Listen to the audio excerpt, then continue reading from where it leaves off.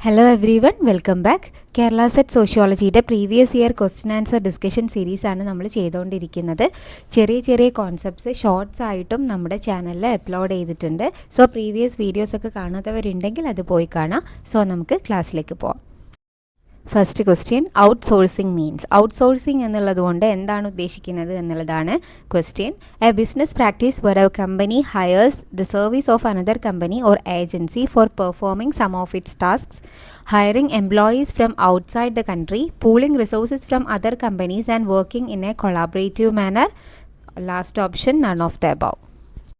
Correct answer option A ആണ്. Outsourcing means a company transfer some of it specific tasks to an external agency.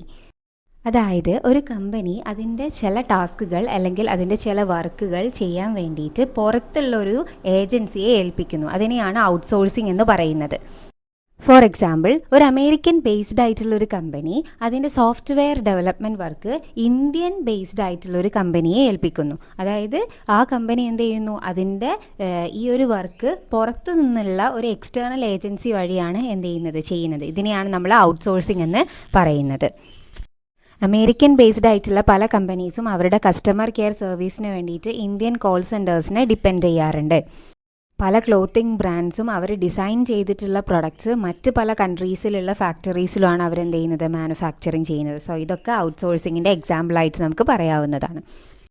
Next question, which of the following are correct about alienation as proposed by Karl Marx. Karl മാക്സിൻ്റെ alienation എന്ന് പറയുന്ന തിയറിയുമായിട്ട് ബന്ധപ്പെട്ടിട്ടുള്ള statements ഏതൊക്കെയാണ് എന്നുള്ളതാണ് question.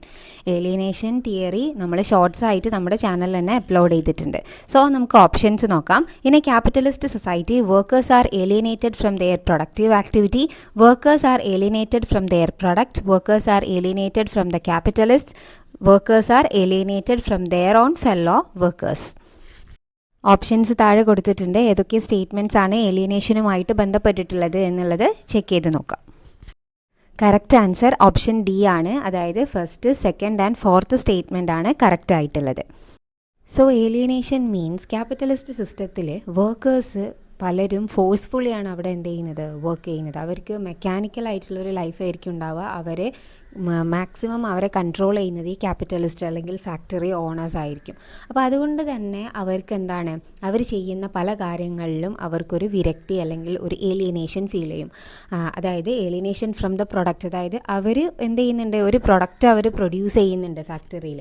പക്ഷേ ആ പ്രൊഡക്റ്റിൽ അവർക്കൊരു ഓണർഷിപ്പും ഇല്ല. അത് ആരുടേതാണ്? It belongs to the capitalist. അതായത് അതൊക്കെ അവരുടേതാണ്.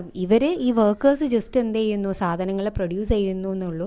അല്ലാതെ അവർക്കതിൽ ഒരു കൺട്രോളോ അല്ലെങ്കിൽ ആ പ്രൊഡക്റ്റിൻ്റെ കാര്യങ്ങൾ തീരുമാനിക്കാനോ ഒന്നിനുമുള്ള റൈറ്റ് ഇല്ല. Then alienation from the production process. അതായത് ഈ പ്രൊഡക്ഷൻ പ്രോസസ്സിൽ വർക്കേഴ്സ് എല്ലാവരും പങ്കാളികളായിരിക്കും. പക്ഷേ അവരുടെ ജോലി, അതായത് ആ ഒരു പ്രൊഡക്ഷൻ പ്രോസസ്സിൽ അവർ എന്ത് ചെയ്യണം എന്ന് തീരുമാനിക്കുന്നത് ആരാണ്? ക്യാപിറ്റലിസ്റ്റുകളാണ്. അതായത് എന്ത് ചെയ്യണം, എത്ര സമയം ചെയ്യണം എന്നൊക്കെ ക്യാപിറ്റലിസ്റ്റുകളാണ് തീരുമാനിക്കുന്നത്. ഫോർ എക്സാമ്പിൾ, ഒരു കാർ മാനുഫാക്ചറിങ് ഫാക്ടറി ആണെന്നുണ്ടെങ്കിൽ ആ ഒരു ഫാക്ടറിയിൽ ഒരു വർക്കർ ചെയ്യുന്ന ജോലി എന്ന് പറയുന്നത് ആ കാറിൻ്റെ ഏതെങ്കിലും ഒരു പാർട്ടിൽ ബോൾട്ട് ടൈറ്റ് ചെയ്യുക എന്നുള്ളതായിരിക്കും. Because of the division of labour. പല ആളുകൾക്കും പല ജോലികൾ ഡിവൈഡ് ചെയ്ത് കൊടുത്തിട്ടുണ്ടായിരിക്കും. സോ ഈ ഒരു വർക്കറിന് ഈ ഒരു ബോൾട്ട് ടൈറ്റ് ചെയ്യുക എന്നുള്ളൊരു ജോലി മാത്രമായിരിക്കും ചെയ്യേണ്ടി വരിക. പക്ഷേ അയാളത് കണ്ടിന്യൂസ്ലി ഈ ഒരു ജോബ് ചെയ്തുകൊണ്ടേയിരിക്കുമ്പോൾ അയാൾക്ക് അതിനോട് ഒരു വിരക്തി അല്ലെങ്കിൽ ഒരു റെപ്പറ്റേറ്റീവായിട്ട് അല്ലെങ്കിൽ ഒരു ബോറിംഗ് ആയിട്ട് ഫീൽ ചെയ്യും. അവർ ഈ പ്രൊഡക്ഷൻ പ്രോസസ്സിൽ ഇൻക്ലൂഡഡ് ആണ്. പക്ഷേ അവർക്ക് ഈ ഒരു കംപ്ലീറ്റ് പ്രൊഡക്ഷൻ പ്രോസസ്സിലും പങ്കാളികളല്ല. അപ്പോൾ അവർക്കും ഈ ഒരു പ്രൊഡക്ഷൻ പ്രോസസ്സിനോട് ഒരു ഏലിയനേറ്റഡ് ആയിട്ടുള്ള ഒരു ഫീലിംഗ് വരാണ്. Then next one, alienation from human potential. അതായത് ഈ വർക്കേഴ്സിൻ്റെ ക്രിയേറ്റീവായിട്ടുള്ള ഒരു പാർട്ട് പുറത്തെടുക്കാൻ അവർക്ക് അവസരം വരുന്നില്ല. ഇവരെന്ത് ജോബാണ് ചെയ്യേണ്ടത് ആ ഒരു ഫാക്ടറിയിൽ എന്ന് തീരുമാനിക്കുന്നത് ആരാണ്? ക്യാപിറ്റലിസ്റ്റുകളാണ്. അവരെന്താണോ പറയുന്നത് അത് വർക്കേഴ്സ് അനുസരിക്കുക എന്നുള്ളത് മാത്രമേ ഉള്ളൂ.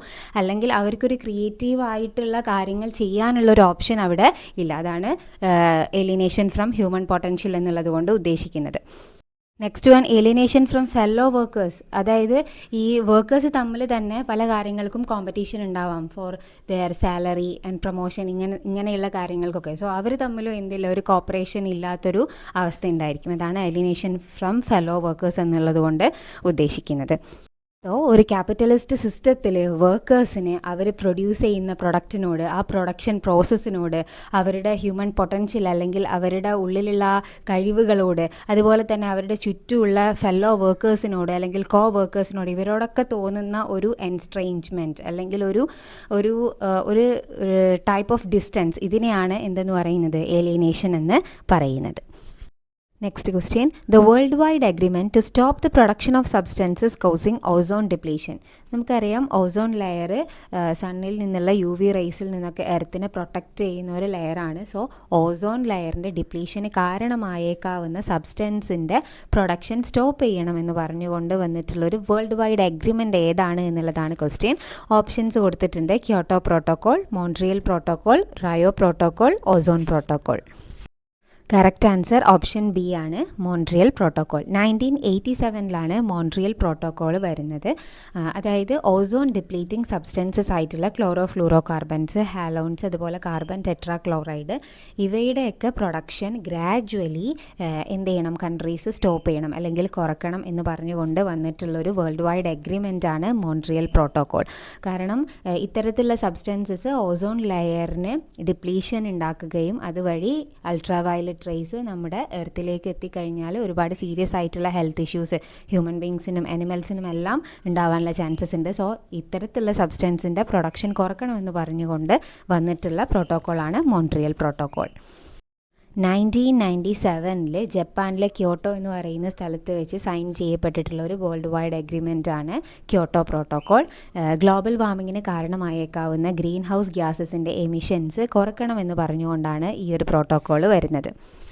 Next question. Which of the following is an example for global corporate media? Worldwide ആയിട്ട് ഓപ്പറേറ്റ് ചെയ്യുന്ന മീഡിയ ഓർഗനൈസേഷൻസിനെയാണ് നമ്മൾ ഗ്ലോബൽ കോർപ്പറേറ്റ് മീഡിയ എന്ന് പറയുന്നത്. സോ താഴെ കൊടുത്തിരിക്കുന്നവയിൽ ഗ്ലോബൽ കോർപ്പറേറ്റ് മീഡിയയ്ക്ക് എക്സാമ്പിൾ ആയിട്ടുള്ളത് ഏതൊക്കെയാണ് എന്നുള്ളതാണ് question. Option CNN, Walt Disney, NBC, all of the above. Correct answer option D ആണ്. CNN-ഉം വാൾട്ട് ഡിസ്നിയും NBC-യും ഗ്ലോബൽ കോർപ്പറേറ്റ് മീഡിയയ്ക്ക് നമുക്ക് എക്സാമ്പിളായിട്ട് പറയാവുന്നതാണ്.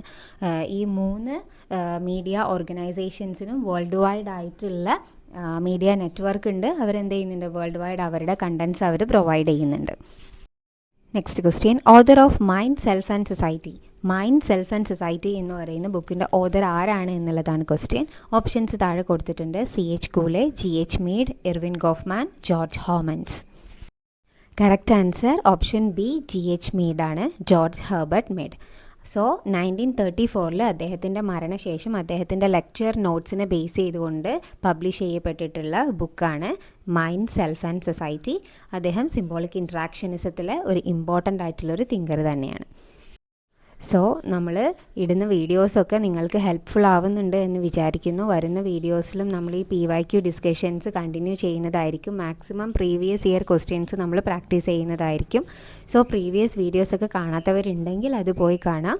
So keep watching and follow for more classes.